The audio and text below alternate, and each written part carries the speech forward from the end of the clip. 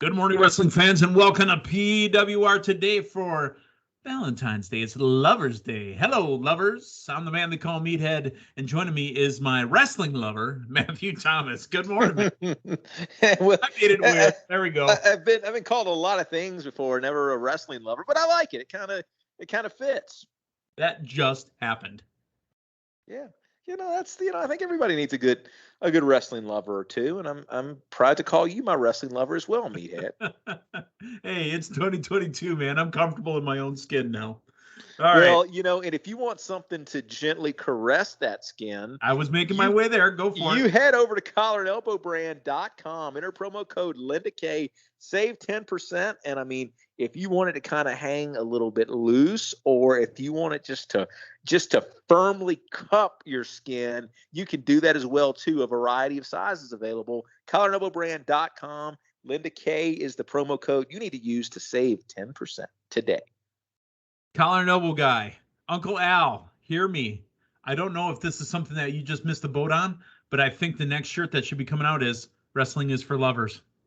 Oh, yeah. That's really good. I really, really like that. And you can kind of throw back with some of my home state's, signature logo as well too, with the heart and the black font. My goodness, that's a really good idea. I just, like I said, nailed it. Excuse me. I'm looking at Collar and Elbow's website right now, and they've got the pink limited edition breast cancer awareness tee. I mean, there's a little pink right there.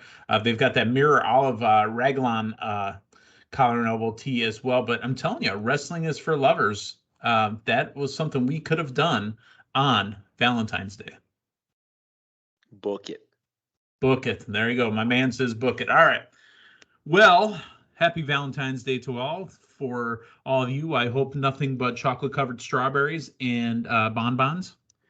But we've got some wrestling talk that we've got. We don't really have a ton of wrestling news to get to today, so let's just get right in to Smackdown. Smackdown, yeah! From last Friday night. Matthew Thomas, the show was it. You know what? Overall, I liked the show. All right, let's put that out there right now. But there were some spots in there I wasn't a big fan of. First off, let's talk about Mr. McMahon denying Sonya Deville's attempt to fine and suspend Ronda Rousey, ordering her not to touch Naomi. The only part of it that I thought was funny was Mr. McMahon going, look, I don't like people that abuse their power. However, the whole premise of this makes no damn sense. If the wording of this email that Scrap Daddy Adam Pearce read was directed right to to Sonya Deville. So why did Adam Pearce have a copy of it? If it was an email sent to Adam and Sonya, shouldn't it have been that Sonya, will not be. Again, it just didn't make sense. I thought it was poorly written. Basically the whole Adam Pearce and Sonya dynamic at this point is just so clunky. It's just a really, clunky's a good word. Yeah, just the whole clunky is the best that I can, use to describe it. And the Naomi Sonya feud storyline has gone on for so long at this point, and I don't think I want to see them in a one-on-one match that gets some time, but I don't think it has needed months upon months of build. You're in the ballpark of it's not the year long that we got for Rock and Cena, but this thing has been going on for quite some time. And I really would like to see Sonya, go back to her in-ring work. I'm very excited to see her wrestling consistently. And I like angles that have a good storyline, that you're not going to just put her out there for the sake of having a wrestling match. But this has taken up so much time, and it's actually weaved its way through multiple storylines now. It's time you're not getting back. Yeah, and it feels like they're treading water. It feels like they don't have much of an idea what else to do in that women's division. Although I'm speaking out of both sides of my mouth, I realize that, but I'll give them credit for the fact that they are actually putting some time and effort into a non-title storyline in the women's division, which they've not been great at. Give them that credit.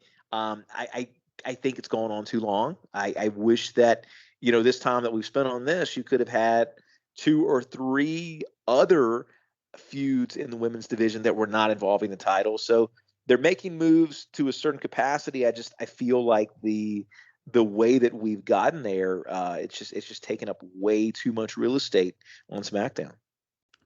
So she also wanted to find her $100,000. Again, I can't help but go back to that email. You say clunky between Scrap Daddy and Sonya Deville. That email was clunky. It was written in a first-person perspective, directed to a person, the way Adam read it. So how does Adam have possession of her email? I'm just asking for some common sense. And what else? What else is going on here, Meathead? This was from Mr. McMahon, and you are realizing what they're doing is they're conveying, in a certain sense, the lack of importance of this angle and the fact that Vince can't come out there and say it himself or even do a backstage vignette. And it's not like he's gone, because he's on TV on Raw. Yeah, with Austin Theory on a weekly basis. Like, you could not get him. I think even Vince coming on the screen would have popped the audience, as opposed you've got somebody reading somebody else's email. Right. Which he shouldn't have access to, because the email, the way it was written, was sent to Sonya herself. That bothered me. Maybe she got hacked. But yeah. The Lethal Lovers take on Big E and Kofi Kingston. Here's a little bit of news that we have this week. Notice I said Big E and Kofi Kingston. Yeah. Not the New Day. They want to separate the name New Day from Big E and Kofi Kingston. Now, they brought Big E over to SmackDown to tag up with Kofi because it pops the audience. Oh, yeah. But now they can't refer to him as New Day. I mean, you took Big E out of what I thought was a push towards WrestleMania and maybe one of the 2 main events of the weekend. Yeah. And now he's wrestling tag teams, and he can't even use the name New Day anymore. This Big E thing is this has not been done very well. I mean, a lot of people, myself included, very, very excited to see Big E get the title. I don't think the title reign was necessarily as good as it could have been booked, but my goodness, I mean, that seems like it was so long ago, and he lost that title on January the 1st. And there's been no residual Big E, trying to climb the mountain. Nothing. He fell off. Yeah. And I mean, and got sent down to SmackDown. And who it reminds me of is Kofi, the guy that he's in the ring with. I mean, well, Kofi went a lot longer.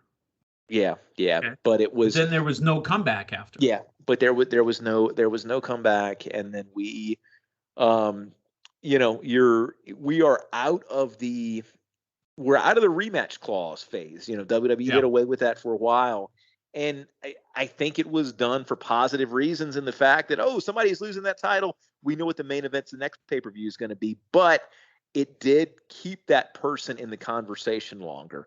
And unfortunately, Big E has dropped out of the conversation, man. I'll tell you, with what we've got right now, with the landscape that we've got, it's not going to happen. I don't really see a way necessarily there at this juncture. But man, I would have been tickled to death with the Bobby Lashley Big E main event at WrestleMania.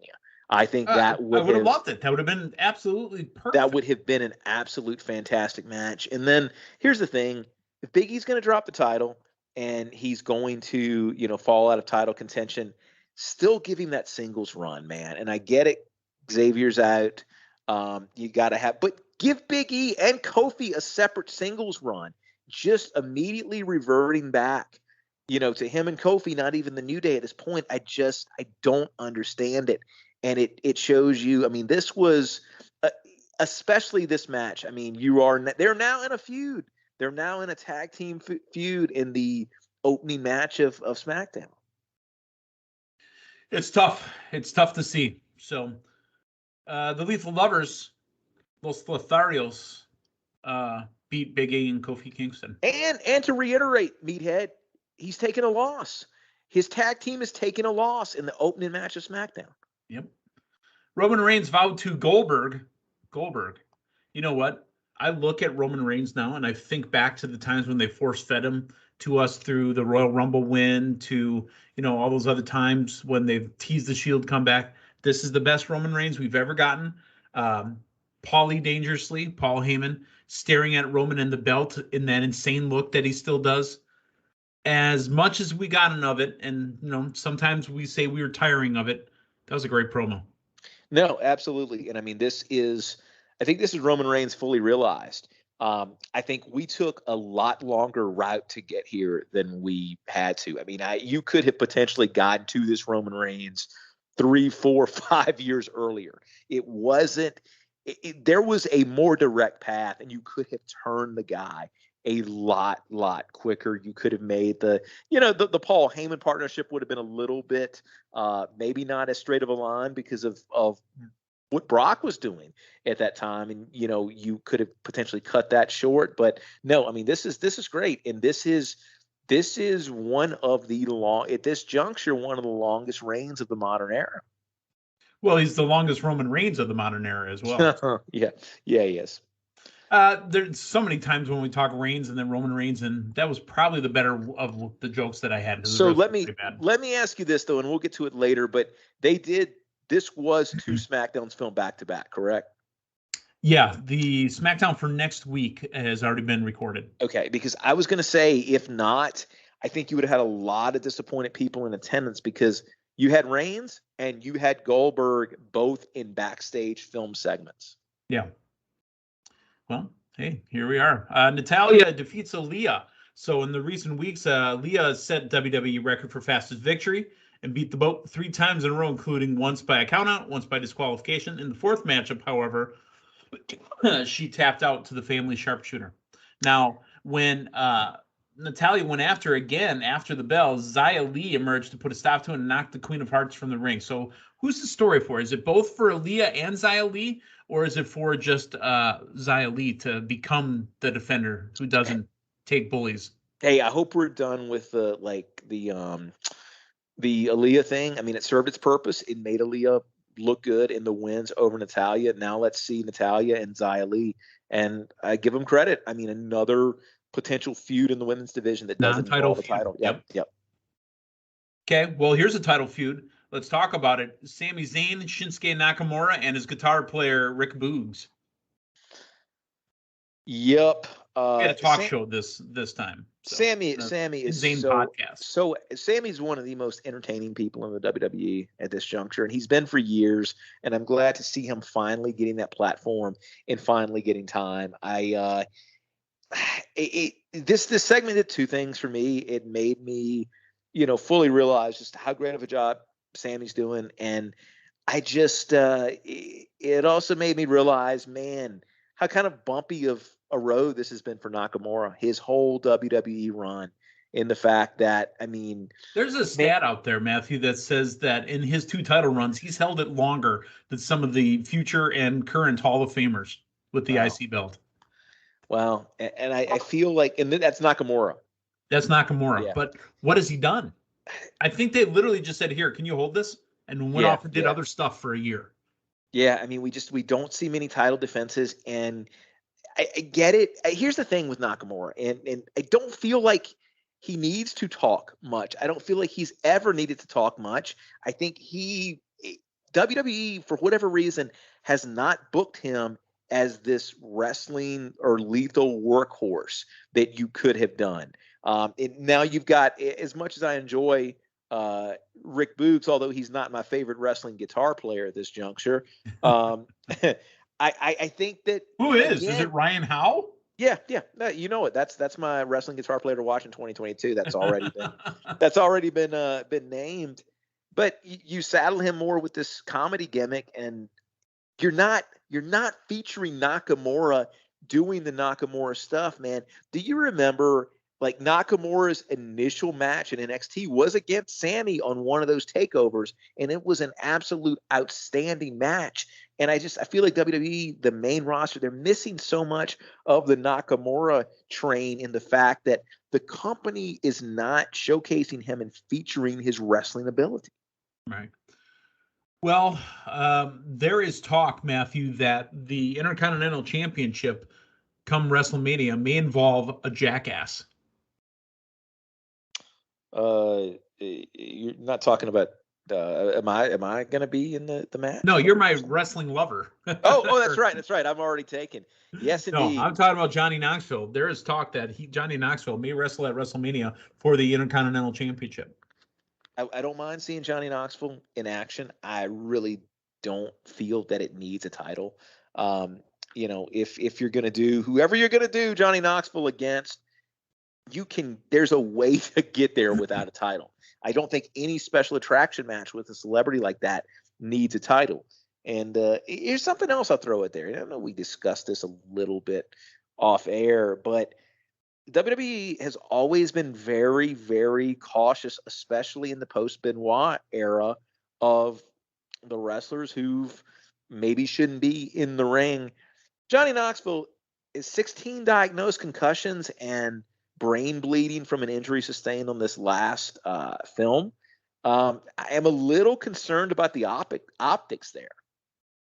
I don't think they honestly care about the optics because Johnny Knoxville is not a WWE person. Yeah. So the optics can happen to Johnny Knoxville because he's a jackass that'll do it to himself. And if he does get hurt there, they'll say, well, it's his previous stuff that'll happen. WWE is going to insulate themselves from anything Johnny Knoxville does, even if it's at a match at WrestleMania. Interesting. And that's my first thought. So we'll see if, this is a conversation that ends up happening around this, or if it's just one of the meanderings in Matthew Thomas's brain. Let's talk the main event. Charlotte Flair defeats Naomi on Smackdown in a women's title match. Before the smoke clears, Sonya emerges to taunt the defeated Naomi, and it sparks a 2-on-1 attack from Charlotte and Naomi. Ronda Rousey comes running out afterwards to save Naomi. The baddest woman on the planet sent Flair packing, nearly locked DeVille's other arm into submission. Matthew, I think at Elimination Chamber, if it's not already announced, it will be announced. Charlotte and Sonya taking on Naomi and Ronda. You know what? Do we have at least 3, maybe 4 women's matches in Jeddah? Yeah, that's amazing. I mean, I know there's a lot of talk about the billboard from last week, that a lot of attention that's getting. So no, that's outstanding if that's the case. And anyway, we'll have time to talk about that event in the future, but I want to go. This was a solid match between Charlotte and Naomi. Started about 30 minutes or so before the top of the hour. This thing got some time, and it seemed like it was a foregone conclusion what was going to happen. They really made you suspend your disbelief and pay close attention to this match. This was about the best match I've seen Naomi have. And I mean, I've seen Naomi have some really solid matches. Yeah, she's had great matches. In one of the best matches I've seen of Charlotte in recent memory. Like this was a top tier pay-per-view quality match. And if for some reason you missed it, or you knew the outcome ahead of time, they weren't going to have a title change here, go back and watch this. You owe it to yourself to watch this match. This was really, really solid. It's 3 women's matches. So Raw Women's Champion Becky Lynch takes on Lita. The aforementioned Ronda Rousey and Naomi taking on Charlotte Flair and Sonya Deville. And the Women's Elimination Chamber match. Liv Morgan, Rhea Ripley, Bianca Belair, Doudrop, Nikki ASH, and mystery opponent. That's a big deal. And I mean, that in a lot of pay-per-views is a match, one more women's match more than you might get on an average WWE pay-per-view, and you're getting it in Saudi Arabia. Very impressed. Very happy with what's going on. The men's Elimination Chamber, obviously, is Austin Theory, AJ Styles, Bobby Lashley, Brock Lesnar, Seth Rollins, and Matt Riddle. That's a lot of meat. That's a lot of meat. Hey, let's go over to a show that only does 60 minutes of meat, but they really pack it in there. See what I did there? AEW Rampage from Friday night opened up. It was 4 matches. I know we talked Friday morning. I'm like, I feel there should be 4th. Yeah. They didn't announce the Britt Baker match, but let's go over what was announced and what wasn't announced and everything that happened on Rampage on Friday night. Roppongi Vice, Trent Beretta, and Rocky Romero with Orange Cassidy take on the Bucks, Nick and Matt Jackson with Brandon Cutler. If you were doing a drinking game and counting how many times they said Roppongi Vice, I don't think you would have made it to the end of Rampage. Very possibly not. I mean, it's fun to say, right? I mean, this is a new name, Roppongi, but good God, what did he say more, Roppongi or Suicido? And I don't know the origin of the name, but my goodness, here's what I think when I hear this name. I hear Rapunzel and two guys with no hair. Hey, so they almost got a 10 count victory, the Bucks that is, but then Orange Cassidy rolls under the ring and out appeared Danhausen, who plays the curse on the Bucks. Yes. Fantastic. I mean, this really popped the crowd, and Pop Matthew, Pop Meathead. It's similar to how I really, and I know you got to give it time, but man, I want to see Danhausen talk on AEW TV. I really want to see him talk, or hear him talk, and see him talk as well. Yeah, well, there you go. They do a great job still of protecting finishers. Nobody has been able to withstand a BTE trigger, and that's who won the match, was the Bucks. After the match, Brandon aimed the cold spray at Orange Cassidy's eyes, but he had glasses on, so Brandon wasn't paying attention. But it set up an ambush from the Switchblade, Jay White, who clobbers Orange Cassidy with the Blade Runner. I'm supposed to care a lot about Jay White right now, and I just don't know enough about him. Yeah. And here's the thing, too. AEW has done this several times where they assume that most of their viewers... What was the name of the guy that Moxley had the death matches with? Yeah, with the patches of hair on his head. It's escaping me. That's exactly New Japan Pro Wrestling. But I mean, they sell this guy as this big guy, and I have no idea who the hell this is. Yeah. You know, and here's the thing, too, that surprises me. They do such a good job of very professionally done vignettes in between matches on a weekly basis of keeping you clued into the storylines and what's going on. But whenever they get somebody that comes through that forbidden door, they are almost playing exclusively to your internet fans. Yeah. And it could do, you could do so much more, you know, give us a bit of a backstory and break it down for even your very, very knowledgeable stateside fans that might not be familiar with these promotions. I know it's Valentine's Day today, but there's a lover's quarrel going on between Bryan Danielson and CM Punk and Jon Moxley. Man, Danielson is upset that he had a one-night stand with Punk. He goes, I'm into a long-term committed relationship.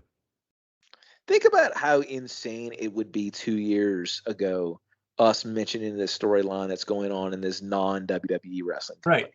Before Bryan came back. I mean, we're talking about Dean Ambrose, Daniel Bryan, and CM Punk. Yeah. And now got Bryan anything, man. They can these guys can do like a 3MB tribute band for all I care. Any angle involving these three guys is going to be money.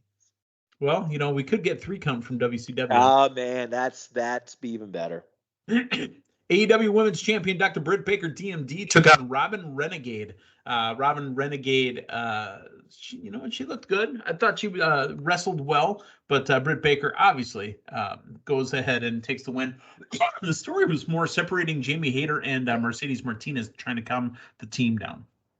I'm very interested in that feud. We talk about non-title women's division feuds. That one right there, I think, has got some legs to it, and they've done a really good slow burn with the whole Jamie Hayter thing. If you've ever noticed Jamie Hayter the whole time with Britt Baker and Rebel, she's not been as enthusiastic. She never does the DMD thing. Yeah. Like, they've been planting seeds with this for a long, long time. You know what made me uncomfortable watching Friday night? And it's really, I don't know exactly what popped in, but it was Chris Statlander and Layla Hirsch. The orphanage reference? Orphanage reference. That made me very uncomfortable. Well, maybe I can understand why you weren't adopted. That's why your parents gave you up. Same here. Yep. Oh.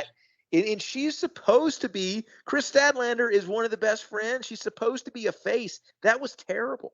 That was absolutely terrible. That's as much time as I would like to spend on that because, you know, in my recap that I'm reading, it's not listed there. Yeah. And I think it's not listed on purpose. That one is one they're going to have to think about. Yeah. Let's talk about QT Marshall's top student, Blake Lee, taking on the handsome devil, Hook. Hook came in and just took him out. I'm telling you, folks, again, get on this Hook train because Hook is all business, man. And I know you love the Adam Cole theme song. I want to go out on a limb and say I think Hook has got the best entrance in AEW. I'll say number best 2, theme music. No, it's the Adam Cole song is number 1. If not even all of professional wrestling right now. It's hot because you know what? His entrance is great too. It starts off in the dark, and it's almost you know what? From the Super Bowl, and again, we didn't talk to Super Bowl because you know, in case you're listening Monday morning and forgot to watch Super Bowl, you know, it's only watched by 60 million people, so I didn't want to spoil it for you. But when Eminem played at halftime and you heard, you know, "Lose Yourself," the beginning of that hook song sounds a little bit like "Lose Yourself." Yeah. I love the contrast in styles. I mean, it starts so slow and slow, kind of easy, and then it kicks in, man. And then like just hooks entrance, man. This guy has just got he's got so much. He's got the enthusiasm. He's got the entrance. He's got the confidence, and he's got a non-traditional move set. And I think that's what people enjoy, you know, watching with these matches. And I'll tell you right now, I know he's going to eventually do this thing with QT Marshall.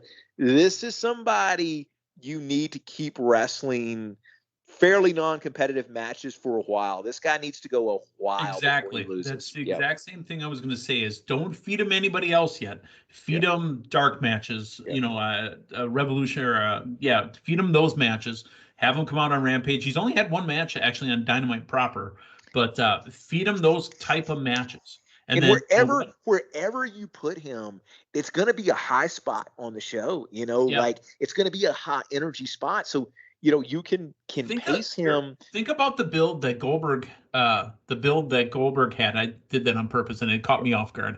But think about the build that Goldberg had. It was a big deal when they said, you know what, it's time to give him a United States Championship title match against Raven, and he beat him.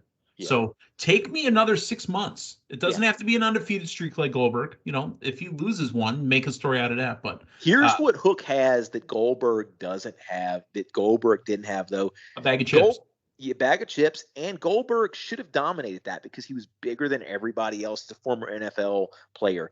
This is a guy that is undersized by wrestling standards, and he's young. And so there is, even though he's got all the confidence in the world, even though he's destroying people, there is still that little bit of an underdog build that Goldberg never had. Goldberg wasn't an underdog by any means. No. Goldberg was dominating people. Let's talk main event. The AEW Tag Team Championships are on the line. Jurassic Express, Jungle Boy, and Luchasaurus with Christian Cage taking on the Ass Boys, the Gun Club, Colton and Austin Gunn. They knew that they were in their main event because they had new gear on, and I absolutely love that. They look great, and they looked legitimate. They looked extremely professional. And I'll tell you what, gone are the days and the memories of Austin Gunn standing up in the chair at Daly's Place and cheering the rest of the crowd during the no fan shows. I knew you were going to say that. You're right. During the point where he had to be the cheerleader on the side, it's all gone. You've got a professional wrestling tag team. Absolutely. And I honestly had not thought about those optics until just now, just as I said that, because they've done such a good job of presenting them as a real deal. And, you know, Billy continues to look absolutely great out there. You know, it's he continues to be a singles threat in and of himself. So they're doing a really good job with that. I'm just ready for the Ass Boys theme. Well, I'm ready to go out to a steak dinner tonight with you, Matthew. Obviously, virtually, it won't be live. It's still the thought that counts. For Matthew Thomas, the man they call Meathead, thanks for stopping by. We got Linda Kay coming in tomorrow. Thank you, Matthew, for jumping in on Linda's morning. I think Linda's going to want to jump in on some Thursday morning AEW Dynamite talk. So that's the way we do. We just you never know. It's kind of like a mixed bag, man. It's like this is an assortment. I feel like Busted Open stole our gimmick. They've been taking a lot of stuff from us recently. Well, I mean, it is what it is, but we love those boys. So for Matthew Thomas, for Linda Kay, the man they call Meathead, hey, thanks for stopping by. We'll talk to you tomorrow morning. So long, everyone.